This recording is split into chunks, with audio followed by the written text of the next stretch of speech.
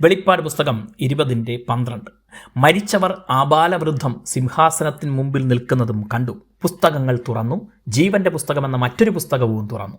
പുസ്തകങ്ങളിൽ എഴുതിയിരുന്നതിന് ഒത്തവണ്ണം മരിച്ചവർക്ക് അവരുടെ പ്രവൃത്തികൾക്കടുത്ത ന്യായവിധിയുണ്ടായി. മനുഷ്യർ മരിച്ചു കഴിഞ്ഞാൽ അവരുടെ ശരീരം മണ്ണിൽ ചേരുമെങ്കിലും ആത്മാവിന് നാശമില്ല.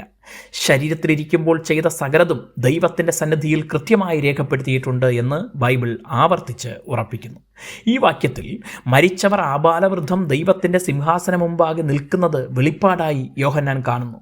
ഇനി നടക്കാനുള്ള സംഭവമാണ് മുൻകൂട്ടി ദൈവം യോഹന്നാന് കാണിക്കുന്നത്. വലിയൊരു വെള്ളസിംഹാസനവും അതിലൊരുത്തൻ ഇരിക്കുന്നതും എന്ന് മുൻവാക്യത്തിൽ പറയുന്നു. നിത്യനായ ദൈവമാണ് സിംഹാസനത്തിൽ. പിതാവ് ആരെയും ന്യായം വിധിക്കാതെ ന്യായവിധിയെല്ലാം പുത്രന് കൊടുത്തിരിക്കുന്നു എന്ന് യോഹന്നാൻ്റെ ലേഖനത്തിൽ പറയുന്നതിനാൽ സകല മനുഷ്യരും യേശുക്രിസ്തുവിൻ്റെ മുമ്പാകെ നിൽക്കേണ്ടി വരും.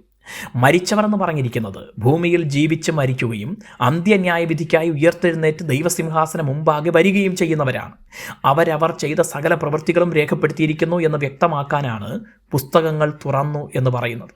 പുസ്തകങ്ങളിൽ നിന്ന് പ്രത്യേകം വേറിട്ട് നിൽക്കുന്ന ഒരു പുസ്തകമായി ജീവപുസ്തകത്തെ പറയുന്നു. ഓരോരുത്തരെയും ന്യായം വിധിക്കുന്നത് പുസ്തകങ്ങളിൽ എഴുതിയിരുന്നതിന് ഒത്തവണ്ണമാണ്. ഇവിടെ ആർക്കും കള്ളസാക്ഷികളെയോ കൈക്കൂലിയെയോ മറ്റെന്തെങ്കിലും അധികാരമോ ഉപയോഗിച്ച് ന്യായാധിപനെ സ്വാധീനിക്കാനാവുകയില്ല.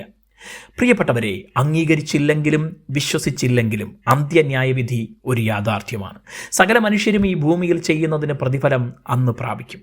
പലതും നാം മറന്നുപോയാലും രഹസ്യമാക്കി വച്ചാലും അവയെല്ലാം അന്ന് വെളിപ്പെട്ട് വരും.